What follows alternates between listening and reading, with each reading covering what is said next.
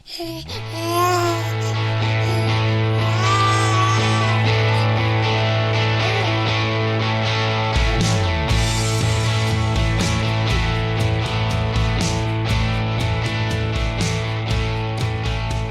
to the Aging Well podcast. I'm Jeff Armstrong here with Corbin Bruton. In this and the episodes that follow, we will share candid discussions on aging and hear from the experts. We are here to inform and encourage as we experience, aging. Can exercise be destroying your body? In this episode, we discuss an article in Eat This, Not That discusses 7 cardio habits that are destroying your body after 50. What are these habits? Do they apply only to cardio? And why 50? Listen in to learn more. So it's really interesting. I came across another article from Eat This, Not That, and it says 7 cardio habits that are destroying your body after 50. And I think that's pretty interesting because we talk a lot about resistance training and the importance of strength training. So I kind of wanted to dive into this article a little bit as far as what are these 7 cardio habits that are potentially destroying your body, especially after the age of 50. What do you think about that idea? Okay, sounds good. The first thing that they say is reason number 1 as to why cardio is destroying you after the age of 50 is you're training through the pain and injuries. Okay, I mean, that's a no-brainer. It says this is a big no-no. Of course it's a big no-no, but there's a fine line between training properly through the pain and further injuring the pain. Right. And so the key is if you have an injury, if you have pain, have it assessed and deal with it. I would never encourage somebody not to exercise because they have pain. You want to exercise in a way that is not going to aggravate pain or is going to cause you pain. And that's one of the big issues because so many people will stop exercising because it hurts. Well, exercise is going to hurt a little bit. You got to assess, is it a difference between, as I used to say in my son's youth football, is it an owie or is it an injury? And most of the times, it's just an owie. And if it's something that's persistent, then what are you doing wrong in your training that needs to be corrected? And it could be a matter of your training duration, your training frequency, your shoes that you're wearing when we're talking in terms of cardio.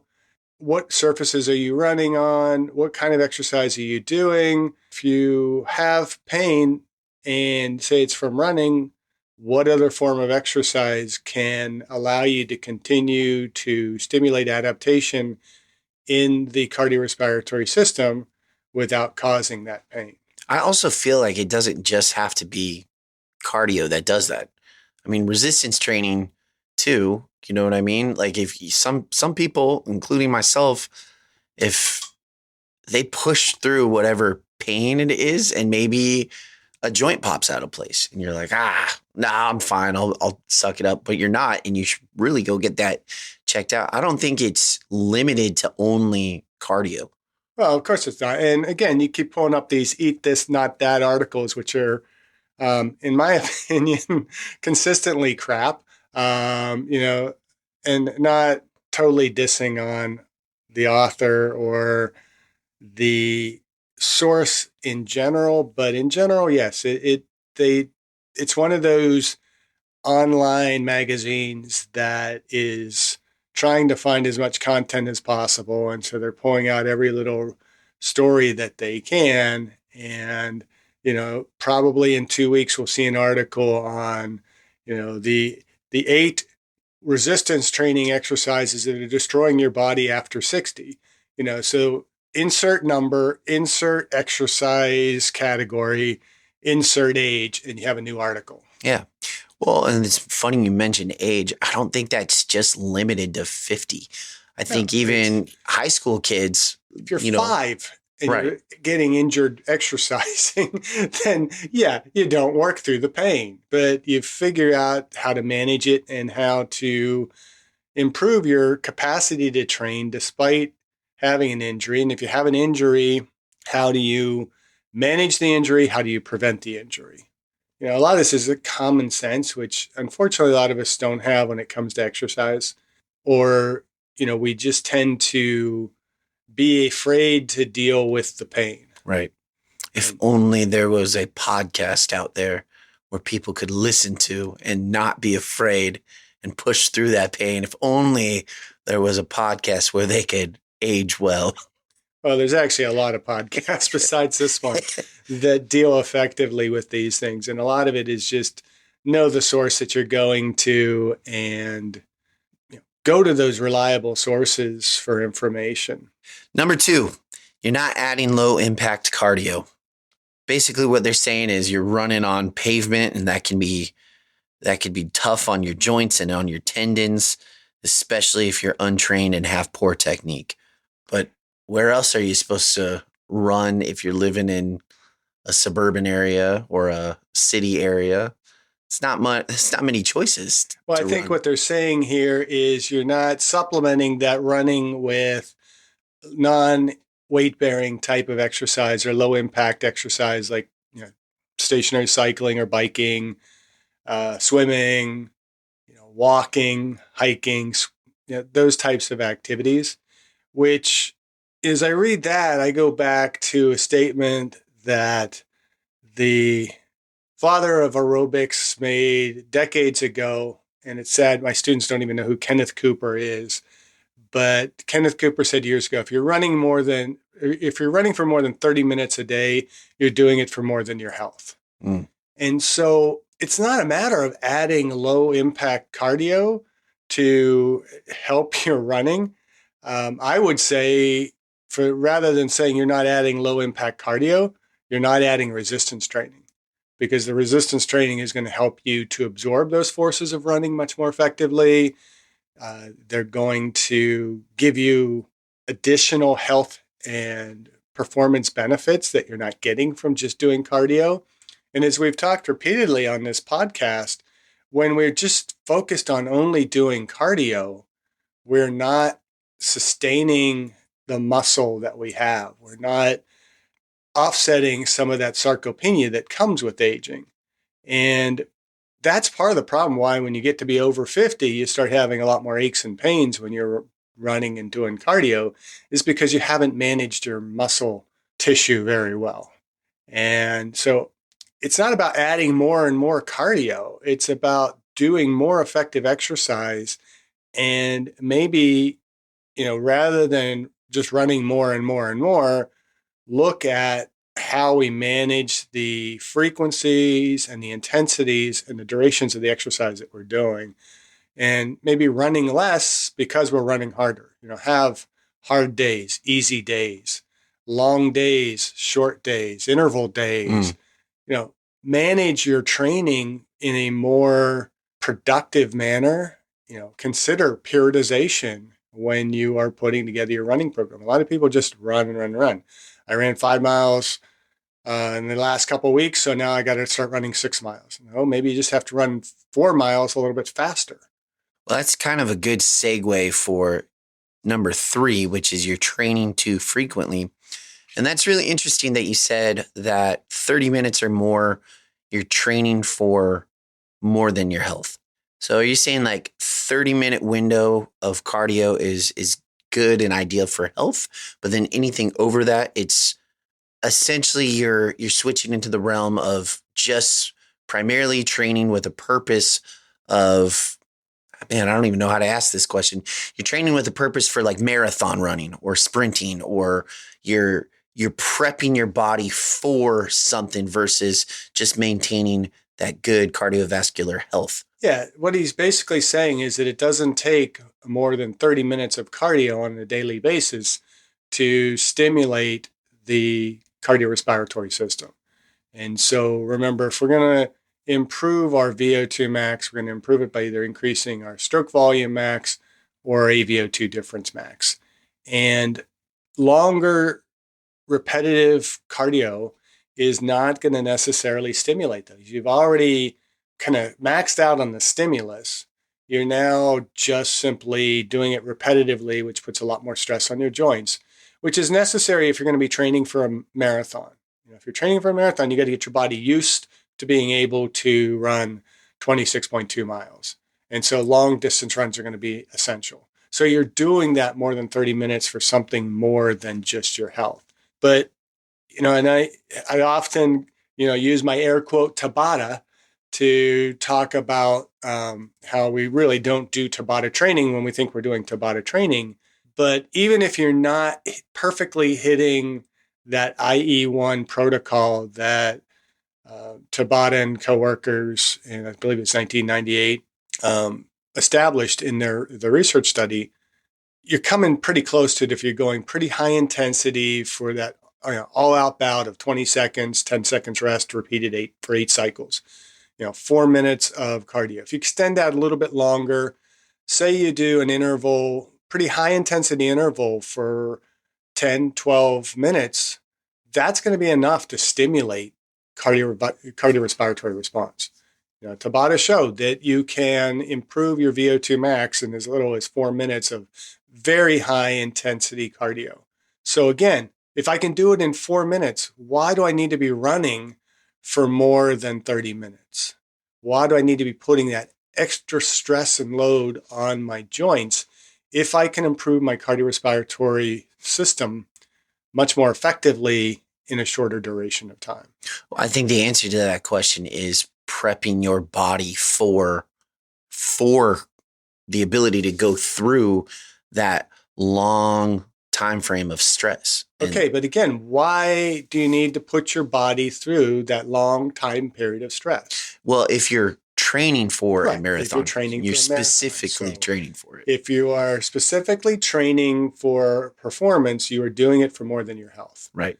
And I often tell my students that one of the biggest frustrations I have in the fitness industry anymore is, among many frustrations, one is that we keep pushing training everybody like an athlete. And what we don't understand is that when athletes train, they are abusing the hell out of their bodies. No athlete is training for their health. They're training for performance. And that training for performance comes with a cost. And it comes with the cost of tearing the crap out of their bodies that you just can't do for the rest of your life. And you look at power lifters, or you look at marathon run, really elite marathon runners. They're not, marathon may be a little bit different, but you're not performing at such a high level forever. I mean, eventually your body is going to have to kind of break down a little bit, or you're going to have to alter your training a little bit. But, if you can run a sub 3-hour marathon, you're a highly competitive marathon runner, you don't have to keep beating your body up as much to keep that performance level up. You just need to maintain your cardio and be able to kind of maintain that ability to run that speed. Do you think the reason why people and how you said the shift of the health industry is like train like an athlete, do you think that has anything to do with people kind of going the opposite direction of working out for their health and starting to just, I want to work out to look good. I want to be looked at with, man, that guy's aesthetically pleasing. Like, look how in shape he is, versus someone who works out for their health. Yeah, they look decent, but they're not like this athlete looking individual. Do you think that is something where people want to have that gratitude of, I look good, therefore I feel good, versus I'm healthy and I'm fit, therefore I feel good? Well, you mentioned the health industry. There's quite a bit of a disconnect between the health side and the fitness side when it comes to health and fitness. And I think both have kind of, like our political systems, have gone to these great extremes where, for health, we're, just get out and walk, and, it's much more focused as you look at like the ACSM guidelines or the American Heart Association guidelines. They're much more focused on just, again, it's moderate and vigorous activity, but there tends to be more of an overall emphasis in the health area. So just getting more physical activity, which is good for your health, but it's not going to improve performance. In order to really improve performance, you have to be pushing toward a more fitness side. But then on the fitness side, we tend to be doing everything purely for aesthetics as opposed to more just your overall health. And so the things that we tend to be doing in health clubs and personal training in those areas are not necessarily working what's best for somebody's health. It's, focused on getting those six pack abs and getting lean and all that kind of stuff. And it's not really having, is in my opinion, the best benefit for the overall wellness and performance of an individual. Right. Well, what number 3 was essentially saying is it's great to exercise several times a week, but if you push yourself too hard for more than that 30-minute window, or sometimes twice a day, then you're putting yourself at risk. And they're just saying, hey, when you get over the age of 50, it's a lot harder for you to recover. So it's important to get that rest and recovery in to help with your joints and your ligaments and stuff like that. Well, they're not talking about going over the 30 minutes there. They're talking about training frequency. So, they say it's great to exercise several times a week, but if you push every day and sometimes twice a day, you're pushing too much, which I think is a bit of bullshit. First of all, the more frequently we are doing cardio, the more benefit it's going to have. So frequency is not the issue. In fact, most people don't train frequently enough. I will make that argument till I'm blue in the face, is that training frequency is one of the most crucial myths that we have pushed on people when it comes to exercise science, that, you have to decrease the frequency of the training, or you have to have a certain, particularly when we talk about resistance training, you got to have the 24 to 48 hour rest in between, or was it 48 really to 72 hours in most cases? Yeah. There's a certain level of need you have to recover from the exercise, and it may take that long, but we don't need to train less frequently to accomplish better goals. Right. We need to manage the activities that we are doing and doing those activities with a greater frequency. And so, you're not going to go out and you're not going to do a true Tabata workout 7 days a week. You're going to tear your body up. But, do that a couple times a week, but then, add to that some low intensity, steady state type of exercise. If you're doing it for your health rather than performance, then, mix up running, biking, swimming, do a lot more activity and do it more times a week. I personally would prefer to train anywhere from probably 10 to 12 sessions per week and compartmentalize my exercise so that I'm doing resistance training separate from my cardio. And, when I do resistance training, I'm going to split things up a little bit more.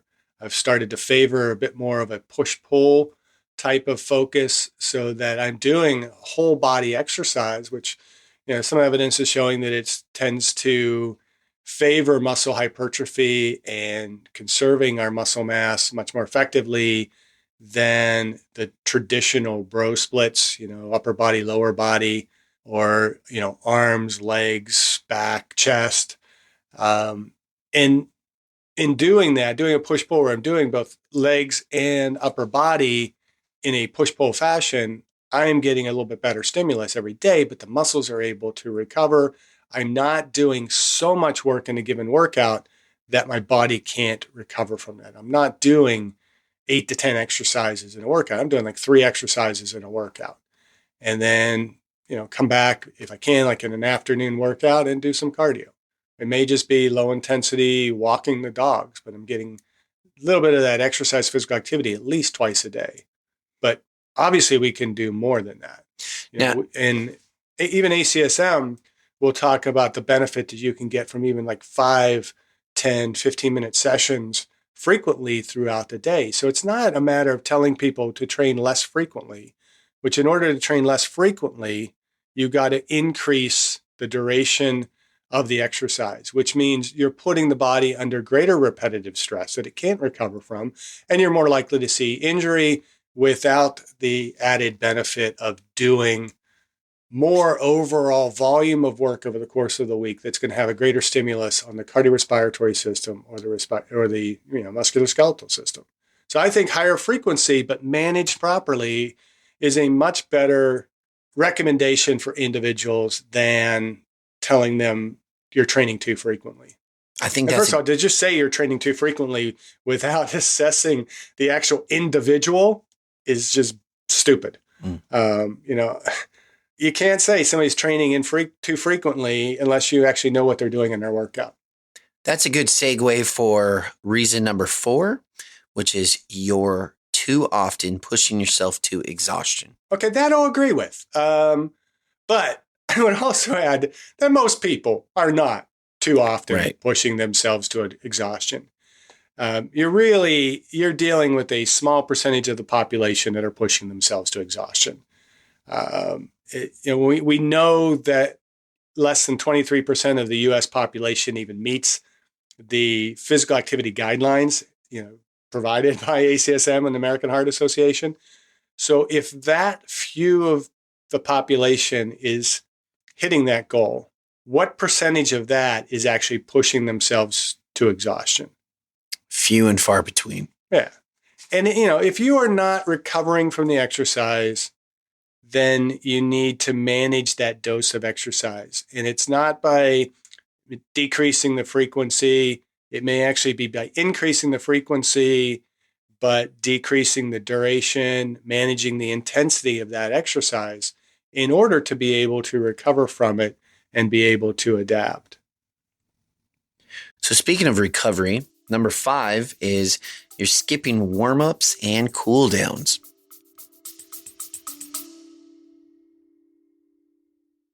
I discussed my epigenetics test with True Diagnostic co-founder Hannah Wendt in episode 162. Epigenetic testing measures baseline and changes in your pace of aging, giving you the power to steer your anti-aging or health and wellness journey in the right direction. I learned that I am aging well. Click on the affiliate link in the episode description, use the promo code AGEWELL, and receive a 12% discount on your epigenetics test and monitor your pace of aging.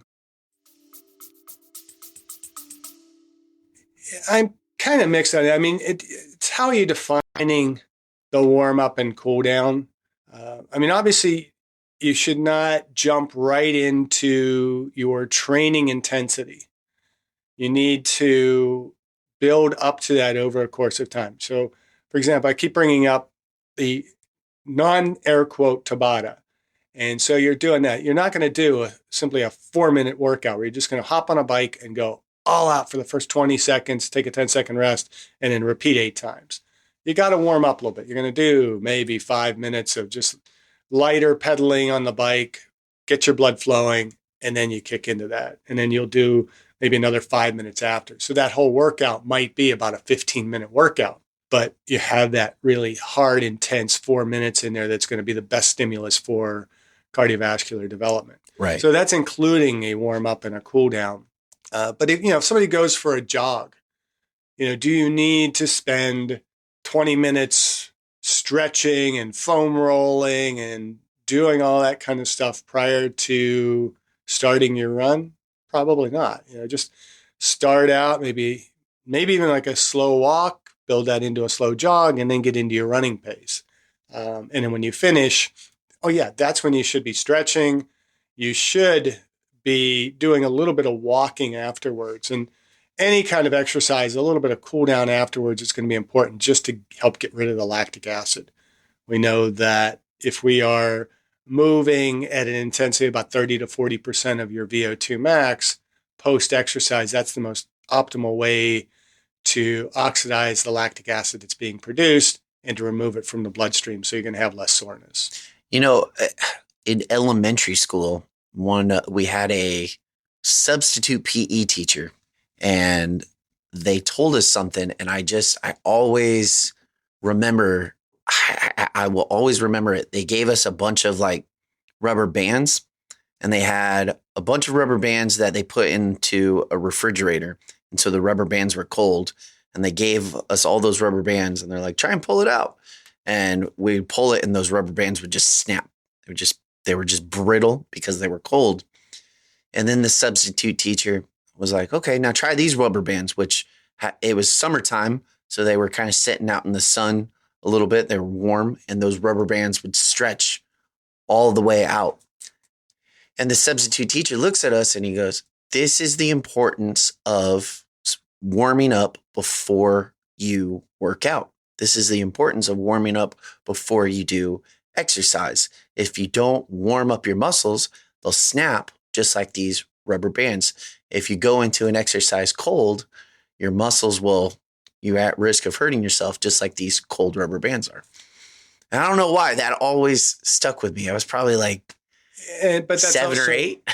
That's also why so many people think they got to spend a significant amount of time stretching You don't prior need to that. workout. What that PE teacher should have taught you was that this is the importance of doing a dynamic warm up prior to doing any kind of work, because when the rubber band or the muscle, and really we're talking more of the connective tissue, not the muscle, because the muscle we don't want to be overly stretched. It should be slightly stretched, but it's the connective tissue that we're really dealing with. And when the connective tissue is warmed up, it becomes more plastic, meaning that it'll stretch and it'll maintain that deformation. Whereas when it's cold, it acts more elastic, where it's going to recoil and stretch back. And if it's stretched too hard, it's going to snap. But what we don't tend to teach people is that too much of that stretching prior to any kind of activity is going to decrease the force output in the muscle. Right. Because we are not taking advantage of the stretch reflexes that the muscles can afford us. And so what we should talk about when we're talking about warming up is not a lot of stretching prior to, but doing a dynamic warm up, which progressively moves your body through a fuller range of motion in multiple different directions and joint angles prior to going into our more intensive exercise. And that doesn't take a whole heck of a lot. That could be a couple minutes of just, even in place, moving your joints through those ranges of motions, progressively getting a little bit larger range of motion as you go. And then stretch when you're done, because at that point now your muscles and your connective tissues are fully warmed up. They're going to elongate and maintain that deformation so that over time you are building up your flexibility more effectively. So it's kind of instead of using a metaphor of rubber bands, we should use a metaphor, especially if we're going to be promoting a more dynamic style, not rubber bands, but silly putty, right? Because if you pull out silly putty and bring it back together, it stretches and it can keep that elasticity and just bounce. But if you pull silly putty and you stretch it out and you just maintain that stretch, then it kind of droops down and it's not as springy, it's not as durable. It just kind of, Well, I mean, yeah, silly putty, where that is a good example is that as you stretch it when it's cold, it's going to break. It breaks very easily. Whereas if you stretch it when it's warm, it's going to stretch and it's going to maintain most of that deformation. It's not as elastic. Rubber band is pretty good for the elastic aspect of it, but it's really a matter of stretching it too hard, you're going to break it. So I would agree with the issue that you are skipping the warm up and cool downs, but let's keep the warm up and the cool down to a sensible level so that we're putting more effort into the actual training stimulus than we are into doing a lot of repetitive, unnecessary warm up, cool down type of activities. Like foam rolling, for example, is good. If you have a particularly tight area in your muscle, it's going to help relax that a little bit. It doesn't really get deep into the muscle the way a lot of people think it does, but it's also a very short-lived relaxation of those muscles. And so doing it just prior to, say, a lifting exercise where you're tight, it's going to have some benefit. But if you do spend 20 minutes doing foam rolling and then go and exercise, you've wasted probably about 18 minutes. Number 6 is, and I feel like we're starting to get really repetitive here, you're always using the highest intensity. Yeah, and again, what is the highest intensity? I mean, highest intensity cardio to me would be no longer cardio. We're talking sprinting. Or, I guess what they're really probably referring to is, doing more cardio that is in excess of probably maybe 85% of your VO2 max, all out kind of efforts. You're doing a lot of always doing high intensity interval training. I could agree with that, if you're doing too much of that. But you have to manage intensity in order to appropriately stimulate an adaptation. And so I don't know, I guess I don't have an issue with, I don't like the heading or always using highest intensity. I would label this as you're not managing intensity effectively. And this is where, again, training frequency can be higher when we properly manage the intensity. You do a couple shorter high intensity bouts throughout the week. You're going to have some bouts that are going to be lower intensity, but much longer duration. You're going to have others that are going to be more moderate intensity that are a little bit more moderate in duration.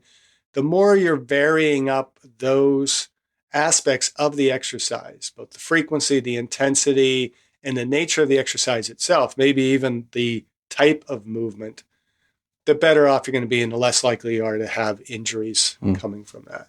That makes any sense, I hope. Yeah. I think we need to step up the intensity, especially if we're going to if you want to hit a goal, if you want to do something, don't just say, oh, well, I read this article and I'm aging and my body can't recover that much. So I'm not going to go as intense as I need to. I think there's a good helpful balance that you need to just stay in. Yeah, I would agree. I think, again, the key is individuality. Everybody is going to be a little bit different. What are our goals? Why are we training? How are we training? And if we're not managing that, then we're more likely to have injury. Some people need to train harder. I would wholeheartedly agree with that. I think I've said before, if you think you're doing cardio and you're carrying a hot cup of Starbucks coffee in your hand, you're not doing cardio. You're doing physical activity. But, I don't see a lot of people out exercising on the weekends that are, really just running hard in their running training. Most of them are kind of jogging.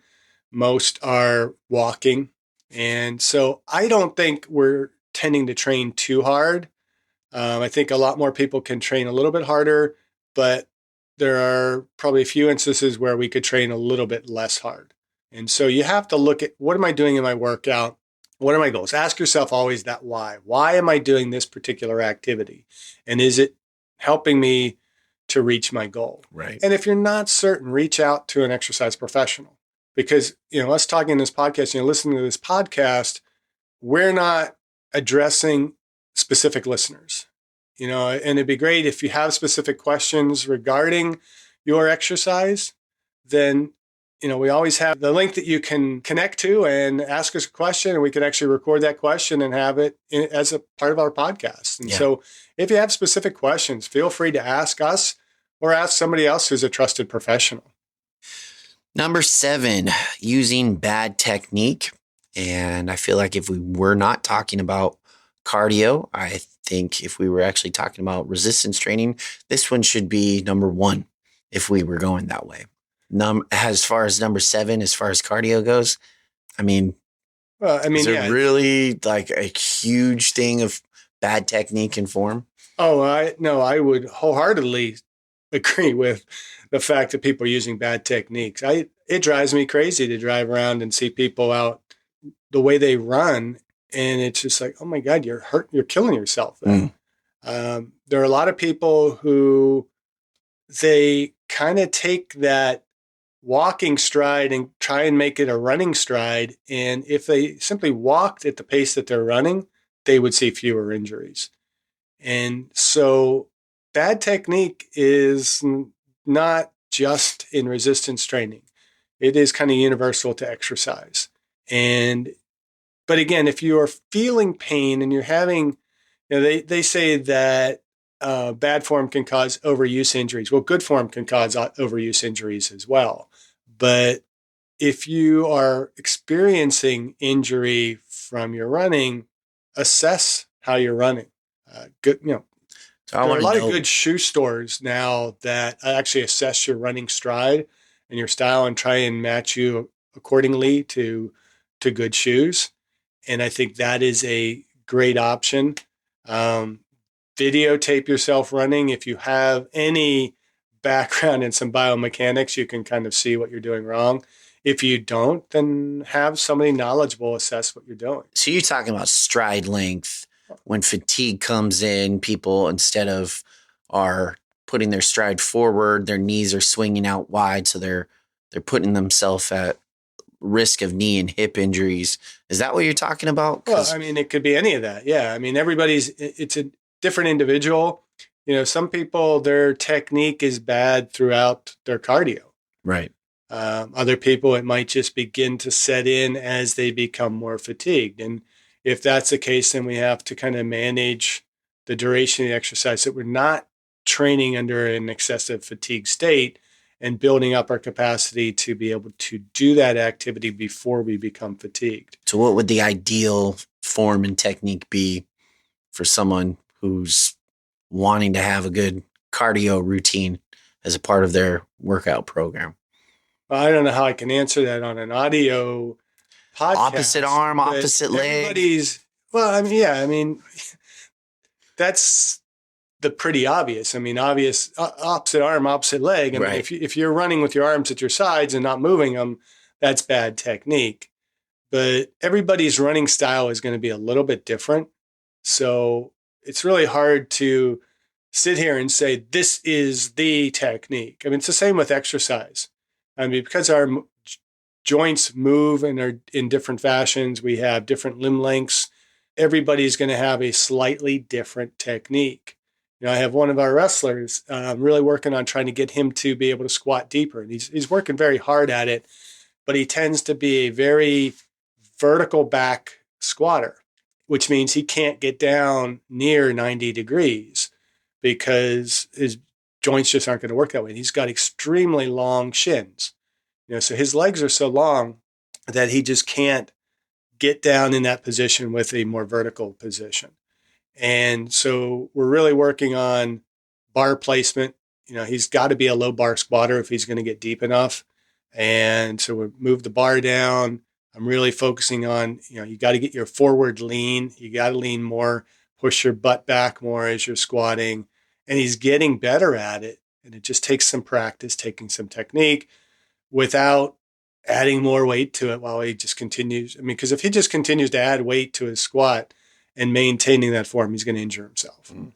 And he's probably one of those rare individuals that I say, you might benefit from putting your heels up on a plate or a board or something, because he's got good dorsiflexion in his ankles, but it's just because those legs are so long and his thighs are relatively short and he's got a pretty long back that he can't squat in a way that 98% of the other population is going to be able to squat. And so he's got to do the squat that's going to fit him most effectively.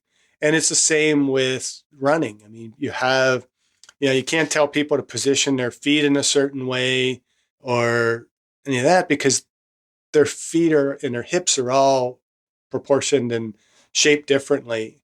But you can look at that technique and try and improve it in a way that is going to minimize any kind of injury. And so, if you have excessive hip rotation as you're walking, you got to modify your technique. It's only about 2 to 4 degrees on each side that your hips should be rotating. If you're not rotating enough, then you have kind of this weird stance. But it's hard to just simply list out a bunch of bullet points to say this is proper technique when you run.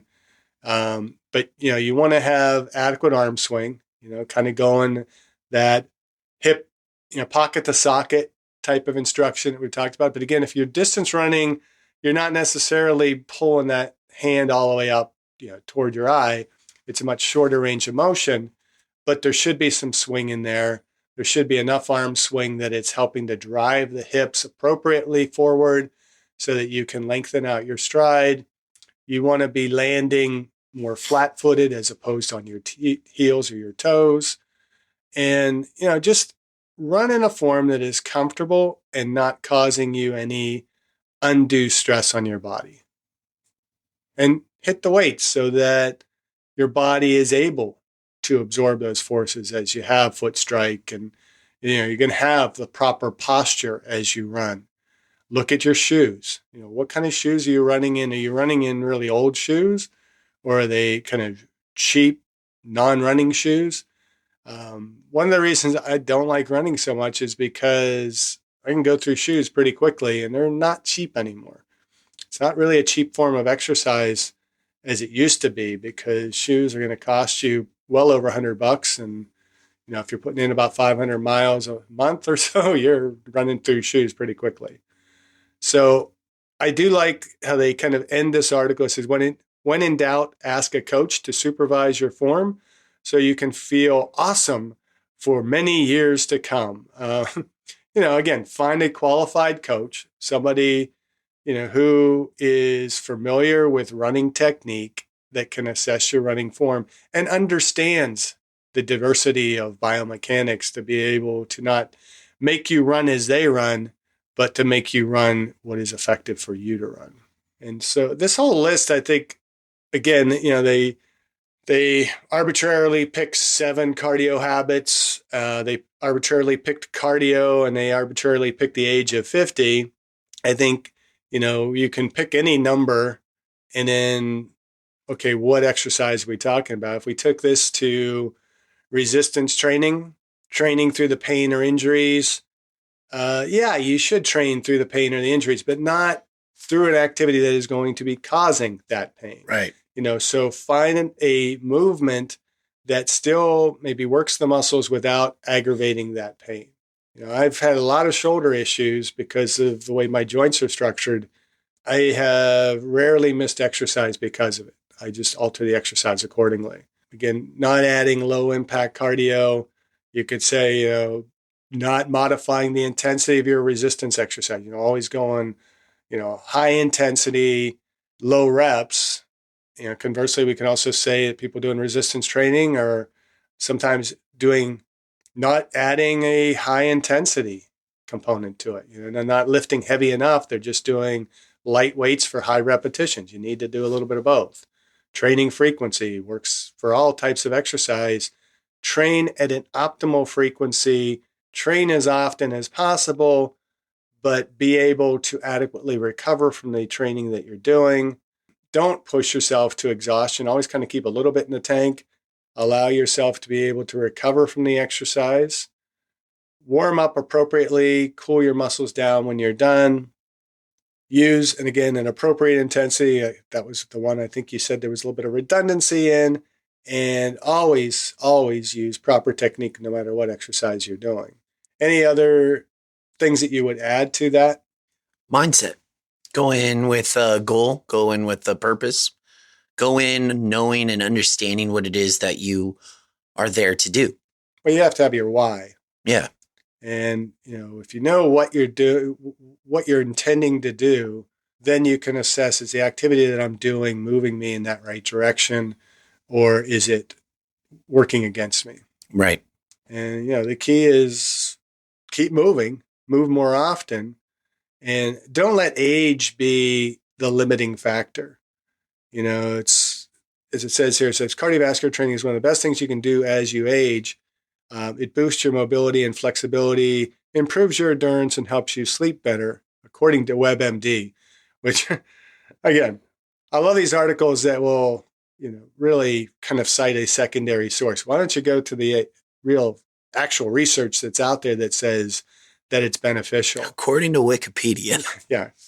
According to Eat This, Not That. But again, cardio isn't the most important type of training as we age. We want to maintain our cardiovascular health, but what's really going to boost your mobility and flexibility and possibly help you sleep better is doing a balanced exercise program that includes muscle strength, muscle endurance, flexibility training, and as well, I would say much of the neuromotor skill related type of training that we can be doing as well for balance, coordination, agility, and so on.